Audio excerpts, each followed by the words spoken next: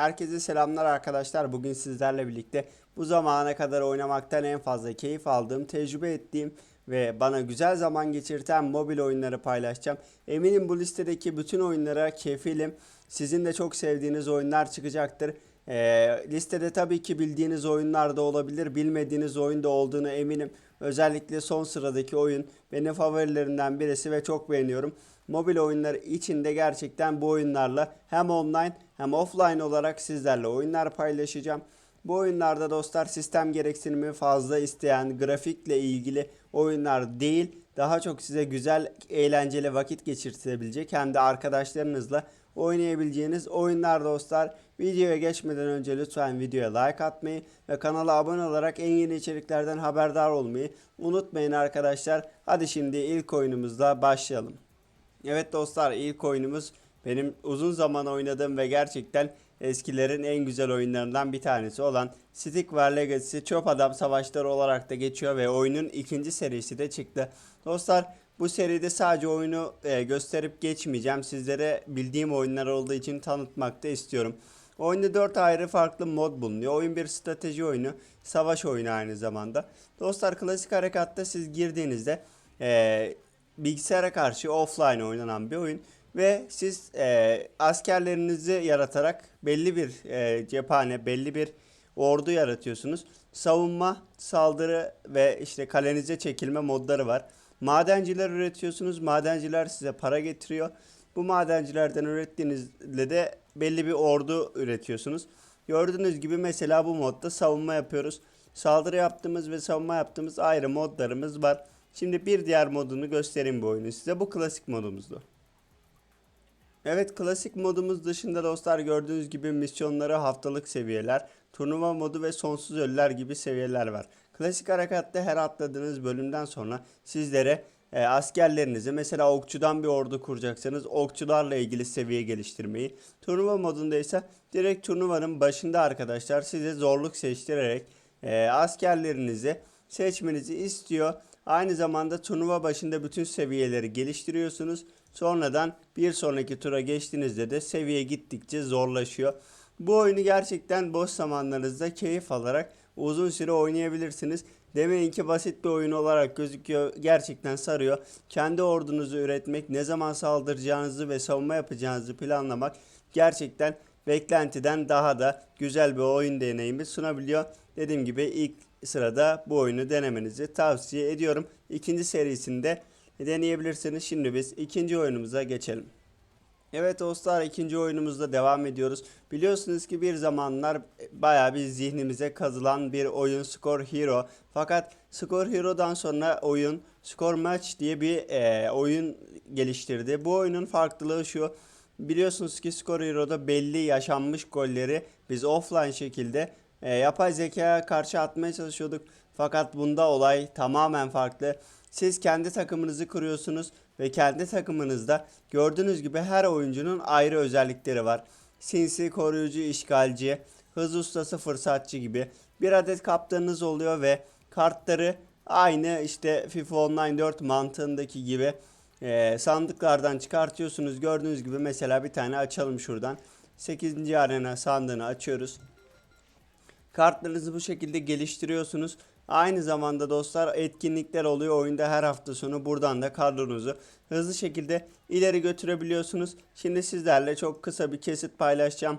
Oyunun içinden nasıl yönlendirdiğimizle ilgili. Hero oynayan arkadaşlar bilir. Sadece savunma ve nasıl hücum yapıldığı ile ilgili kısa bir kesit izleyelim.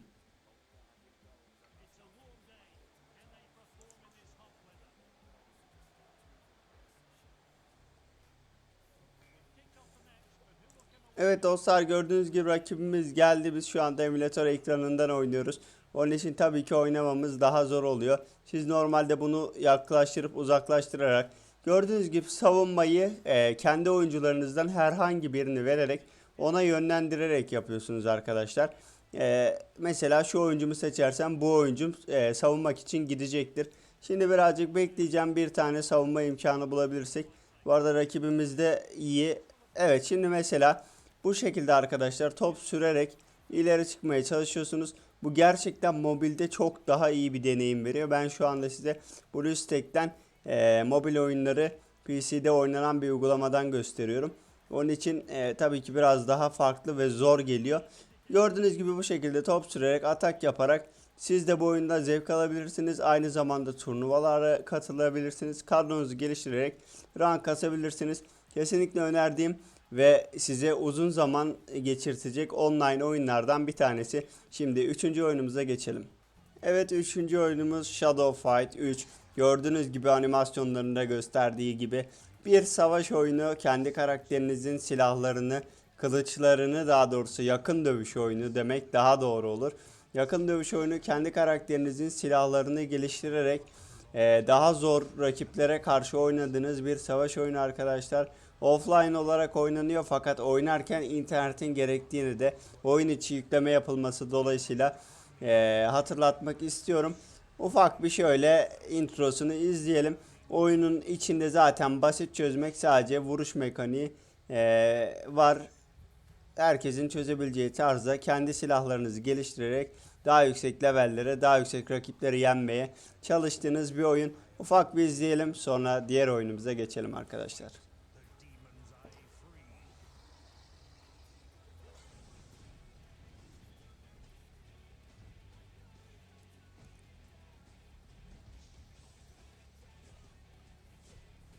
Gerçekten bir mobil oyun için emek vererek güzel bir şekilde hazırlanmış büyük bir oyun.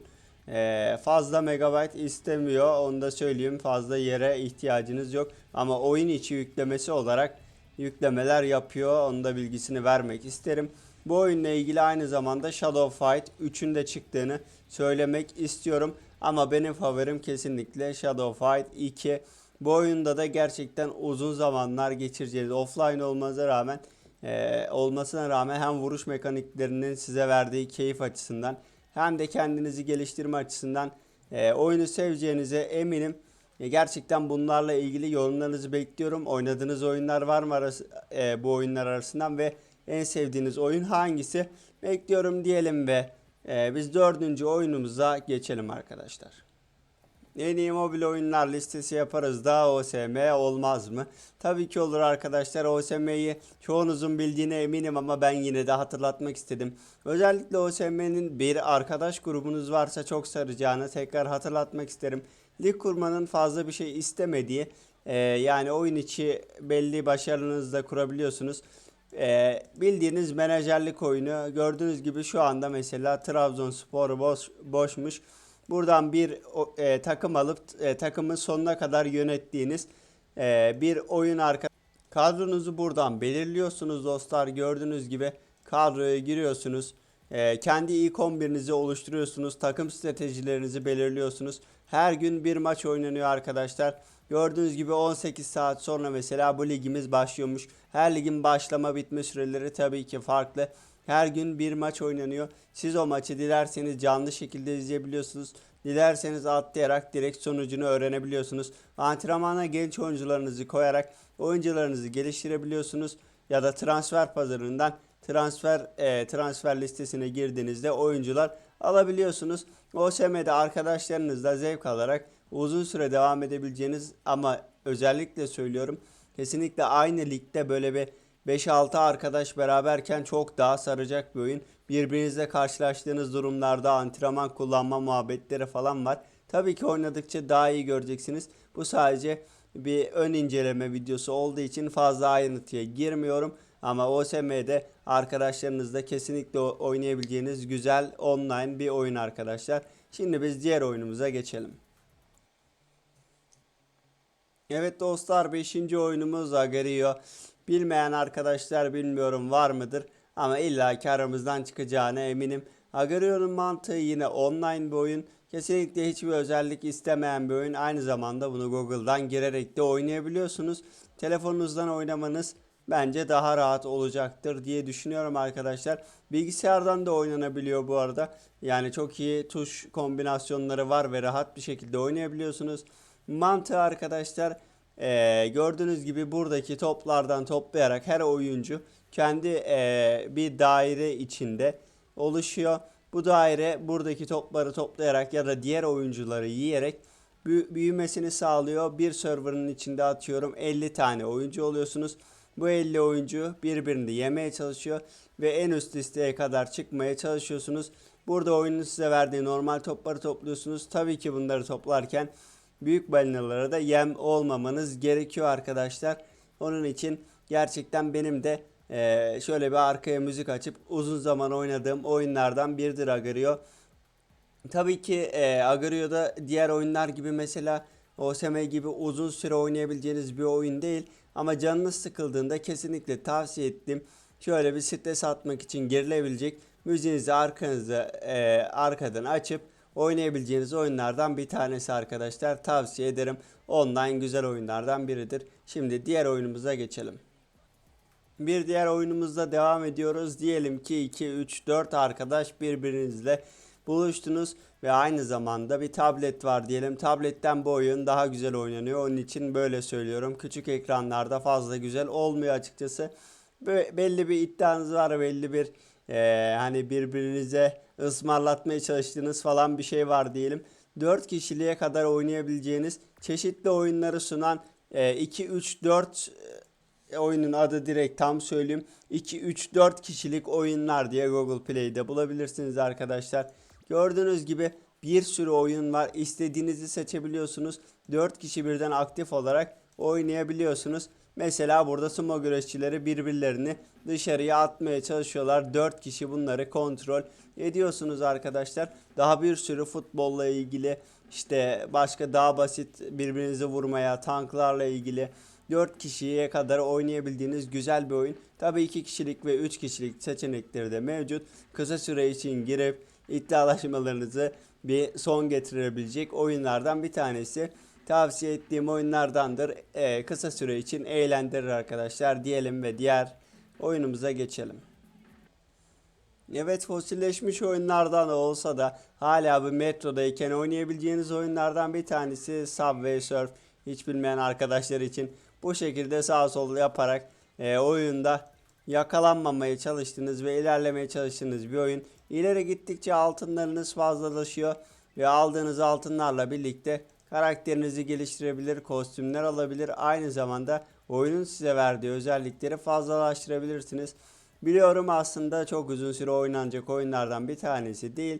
Fakat videonun başında da dediğim gibi bu videoda mükemmel grafikler vaat eden oyunlar değil de size kısa sürede olsa zaman geçirtebilecek daha az sistem gereksinimli ve güzel oyunlar vaat ediyoruz. Gördüğünüz gibi yandık. Subway Surf'te hala metroda falan giderken ya da boş bir vaktinizde oturup kısa da bir süreliğine olsa oynayabileceğiniz oyunlardan bir tanesi arkadaşlar.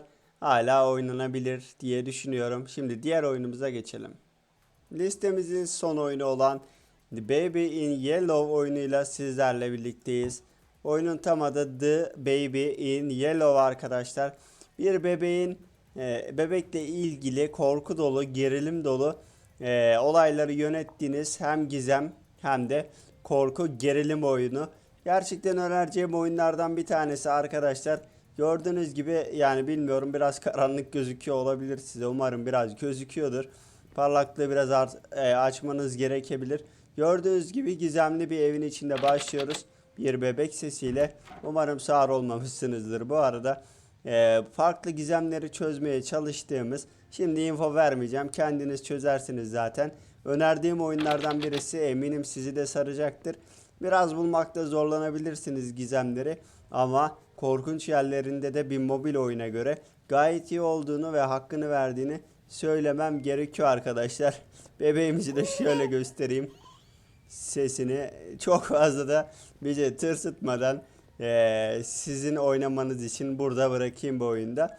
Listemiz buraya kadardı arkadaşlar. Ben şu ana kadar oynadığım ve gerçekten bütün bu listedeki kefil olduğum oyunları sizlerle paylaştım. Bence hepiniz buradaki oyunları seveceksiniz. Bildiğiniz oyunlar illaki vardır arasında. Siz de yorumlara lütfen arkadaşlar, bu listede sizin favoriniz hangi oyundu yazın. Merak ediyorum. Açıkçası benim en sevdiğim, en beğendiğim oyun bu sonda gösterdiğim The Baby in Yellow oyunu oldu. Ondan sonra OSM'de tabii ki arkadaş grubumla çok fazla zaman geçirdim. Skor maç dediğim gibi rank kastığım, sıralama kastığım güzel oyunlardan biriydi. Skor Match'i de gerçekten futbol oyunlarını sevenler mobil için gayet yeterli bulacaktır ve sevecektir eminim arkadaşlar. Videoyu beğendiyseniz like atmayı ve böyle içeriklerin devamı için abone olmayı unutmayın arkadaşlar. İzlediğiniz için hepinize çok teşekkür ediyorum. Kendinize çok iyi bakın.